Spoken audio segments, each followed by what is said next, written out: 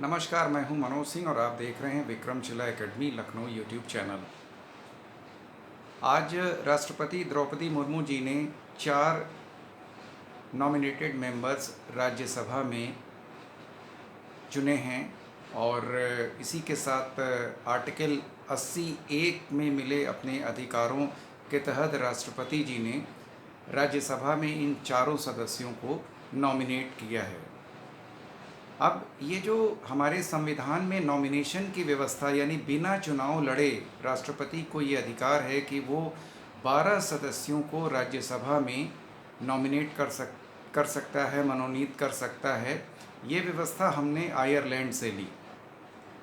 इसके पीछे उद्देश्य यही था, जब देश आज़ाद हुआ, कि शायद रेगुलर पॉलिटिक्स में विभिन्न क्षेत्रों के लोग, समाज में अलग अलग काम होते हैं, विभिन्न क्षेत्र होते हैं, उसमें लगे हुए लोग शायद राजनीतिक व्यवस्था के तहत चुनाव लड़ करके संसद में न पहुंच पाएं और उनके अनुभवों का लाभ पॉलिसी मेकिंग, लॉ मेकिंग में न मिल पाए।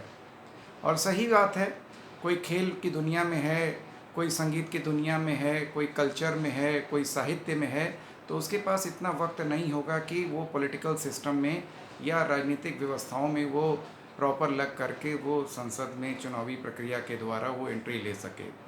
तो इसीलिए आयरलैंड से हमने ये व्यवस्था ली अपने संविधान में और इसको आर्टिकल 80(1) में रखा और ये अधिकार राष्ट्रपति को दिया कि वो 12 लोगों को नॉमिनेट कर सकता है। तो द्रौपदी मुर्मू जी ने जिन 4 लोगों को नॉमिनेट किया है, उनमें जो सबसे चर्चित नाम है उज्ज्वल निकम। इनका नाम आप लोगों ने और इंटरव्यूज़ अक्सर टीवी में देखे होंगे। कई आतंकवादियों को, कई टेररिस्ट घटनाओं में लिप्त व्यक्तियों को इन्होंने सज़ा तक पहुंचाया है, फांसी तक पहुंचाया है, जिसमें सबसे प्रमुख 26/11 का जो हमला था, जिसमें अजमल कसाब जिंदा पकड़ा गया था, उसको फांसी की सज़ा दिलाने में उज्ज्वल निकम की महत्वपूर्ण भूमिका है। सरकारी वकील थे ये, हालांकि अब रिटायर हो चुके हैं और इनकी सेवाओं को लेकर के इनको पद्मश्री पुरस्कार भी मिल चुका है। और पिछले लोकसभा चुनाव में मुंबई नॉर्थ सेंट्रल से इन्होंने भाजपा के टिकट पर लोकसभा का चुनाव भी लड़ा था, लेकिन वो हार गए। अब उनको पुनः राष्ट्रपति जी ने राज्यसभा के लिए नॉमिनेट कर दिया है और अब अपने अनुभव और जो उनकी जो लॉ मेकिंग या जो विधि विशेषज्ञता है, उसका लाभ पॉलिसी मेकिंग में वो राज्यसभा के माध्यम से संसद को देंगे। इसके अलावा जो इतिहासकार मीनाक्षी जैन हैं, उनको भी राज्यसभा का सदस्य नॉमिनेट किया गया है। एनसीईआरटी में काफ़ी काम इन्होंने किया है और प्रख्यात शिक्षाविद रही हैं मीनाक्षी जैन। हालांकि बहुत चर्चित तो नहीं हैं, लेकिन उसके बाद भी जो शिक्षा के क्षेत्र में इन्होंने जो काम किया है, विशेषकर एनसीईआरटी और प्रारंभिक शिक्षा को लेकर के, उसकी वजह से इनको नॉमिनेट किया है, इनके अनुभवों का लाभ लेने के लिए। तीसरे और महत्वपूर्ण जो नॉमिनेटेड राज्यसभा के सदस्य जिनको लिस्ट में शामिल किया गया है, केरल के सामाजिक कार्यकर्ता और शिक्षाविद हैं सी सदानंद मास्टर। काफ़ी इनकी ज़िंदगी उथल पुथल की रही।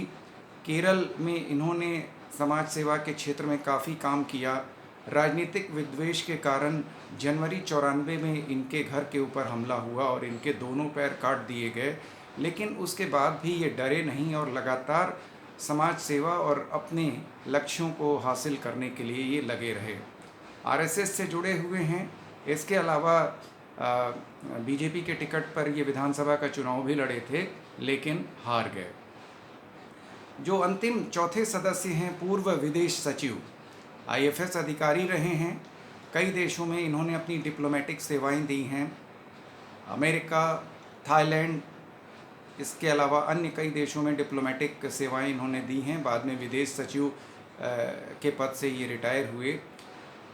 आप लोगों को याद होगा कि जब पीएम मोदी 2019 में टेक्सास गए थे और उस समय राष्ट्रपति ट्रंप चुनाव लड़ रहे थे, इससे पहले वाला चुनाव, तो उस समय हाउडी मोदी एक वहाँ पे एक प्रोग्राम हुआ था जिसमें 50,000 लोगों को मोदी और ट्रंप ने संयुक्त रूप से संबोधित किया था। उसको आयोजित करने में हर्षवर्धन श्रृंगला की महत्वपूर्ण भूमिका थी, जो पूर्व विदेश सचिव थे और इस बार उनको नॉमिनेट किया गया है राज्यसभा सदस्य के रूप में।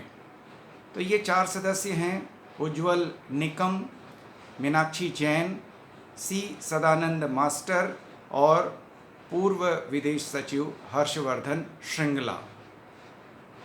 अब थोड़ा सा हम लोग चर्चा कर लेते हैं कि इनके अधिकार क्या क्या होते हैं। तो पहली चीज़ तो ये समझ लीजिए कि ये जो नॉमिनेटेड मेंबर्स होते हैं राज्यसभा के, ये राष्ट्रपति के चुनाव में हिस्सा नहीं लेते हैं, क्योंकि राष्ट्रपति के द्वारा ही ये नॉमिनेट होते हैं। हाँ, उपराष्ट्रपति के चुनाव में ज़रूर राज्यसभा के ये सदस्य हिस्सा लेते हैं। बाकी सारी सुविधाएं, वेतन भत्ते आदि अन्य सामान्य राज्यसभा सदस्यों की भांति ही इनको मिलते हैं, जो निर्वाचित होकर के राज्यसभा में आए हैं। 6 माह के अंदर, नॉमिनेशन और शपथ लेने के 6 माह के अंदर अगर ये किसी राजनीतिक दल की सदस्यता ले लेते हैं तो ठीक है, अन्यथा 6 महीने के बाद स्वतंत्र सदस्य के रूप में इनको देखा जाता है। तो ये महत्वपूर्ण नियुक्ति रही राज्यसभा के बारे में। तो आज के वीडियो में बस इतना ही। आपसे अनुरोध है कि Vikramshila academy Lucknow YouTube channel को अधिक से अधिक सब्सक्राइब करें, लाइक करें और शेयर करें। नमस्कार, जय हिंद, जय भारत।